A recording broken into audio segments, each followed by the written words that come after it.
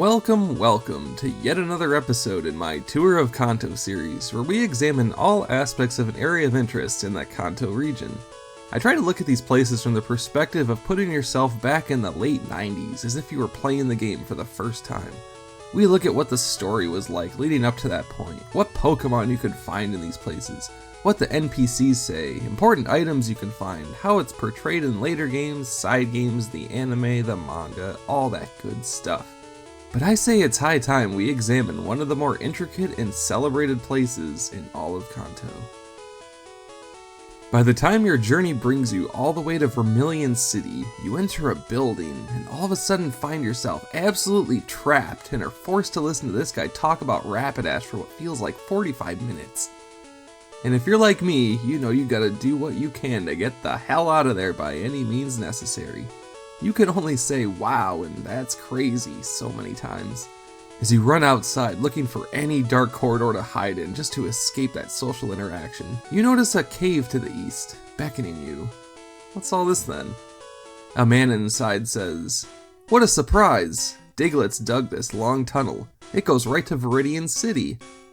Aw yeah, sounds like it's high time to find some brand new cave Pokemon.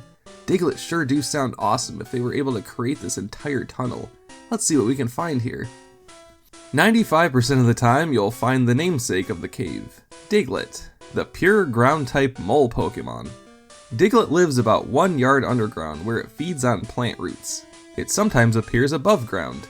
And somehow, groups of these little 8-inch moles dug through and created this cave. Very cool. Do they have arms? How did this even happen?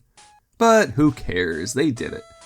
To me, Diglett is fine. I don't love it, don't hate it. And then 5% of the time you can find its evolved form, Dugtrio, the pure ground-type mole Pokemon that is just 3 Digletts together.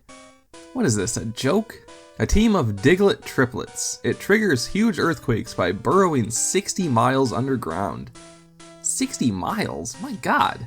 I mean, that is ridiculously far underground. Just to put that into perspective, that's almost the same distance from Wendy's on South Cedar Street in Lansing, Michigan to Manitou Beach Devil's Lake. Can you imagine? Also, Dugtrio being 3 Digletts is stupid. Someone had to say it. I'll take Magneton or Dodrio any day among those that just add heads to the evolution. I can justify those. And, well, that's about it for Diglett's Cave in Red and Blue. The northern part brings you back to Route 2 where you can get some more stuff like the HM for Flash. But in the cave itself, there are no items, no trainers, just a bunch of moles. So let's see what they did with Diglett's Cave in yellow. 95% Diglett and 5% Dugtrio. Yep, same thing. So let's see what they did with Diglett's Cave in the FireRed and LeafGreen remakes. Here, you'll find 95% Diglett and 5% Dugtrio, the pure ground-type mole Pokemon. But this time, the path is a little more of a straight line and less zigzaggy. So let's see what they did with Diglett's Cave in Let's Go Pikachu and Eevee. Whoa, wait, 85% Diglett and 5% Dugtrio? Yeah, things are getting crazy bonkers now. What else is possibly here? Oh, it's Zubat. I mean, it's a cave. But now all of a sudden, Zubat. Also, a Chansey is a rare spawn, but that's like everywhere in these games. Oh, but whoa, what's this? A couple Master Trainers too? Let's see what they have. There's the Master Trainer for Diglett and the one for Dugtrio. Nice.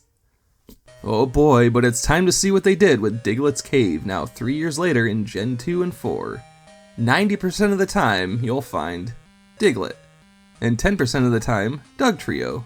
Oh, very cool. Also, it's smaller now. Somehow. In Crystal, Diglett can have a level range of 2 to 32 though, so that's something. Oh, but look at this. There's actually a hidden max revive here now. So let's see what they did with Diglett's Cave in the HeartGold and SoulSilver remakes. 90% of the time here you will find Diglett, the pure ground-type mole Pokemon. And 10% of the time you can now find Dugtrio, its evolved form that is the pure ground-type mole Pokemon. Extremely powerful, they can dig through even the hardest ground to a depth of over 60 miles. 60 miles? My god.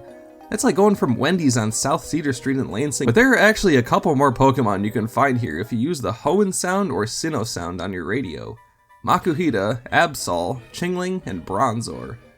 They're not exclusive to Diglett's Cave though.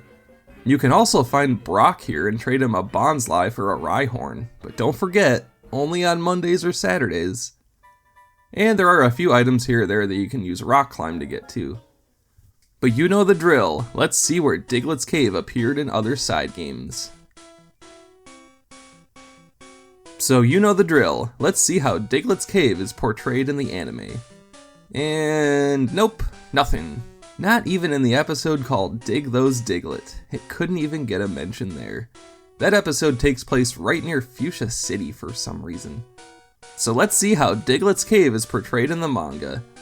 In the 23rd chapter of the Red, Green, and Blue arc, Make Way for Magmar, Diglett's Cave is shown in passing as Red and Giovanni exit the cave near Pewter City. In the 6th chapter of Pokemon Pocket Monsters, Great Success in the Mountains or the Seas, Red, Clefairy, and Pikachu enter Diglett's Cave where they proceed to play whack-a-mole with them, causing the cave to collapse. What an absolute joke these moles are made here. And finally, in the 10th chapter of How I Became a Pokemon Card, a random bug catcher who nobody cares about went through Diglett's Cave. So that about does it for Diglett's Cave. I think it's probably one of the more memorable places in all of Kanto, and it really displays how diverse the terrain and geography can be in this region. You can find a ton of ground-type Pokemon here to really help your fight against Lieutenant Surge. You can find a Max Revive in Gen 2. You can get Hornlet the Rhyhorn in Gen 4, just so many things to do. And for me, it's absolutely one of the caves in Kanto.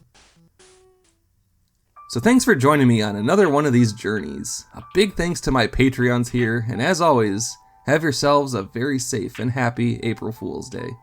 Paraspectre will return.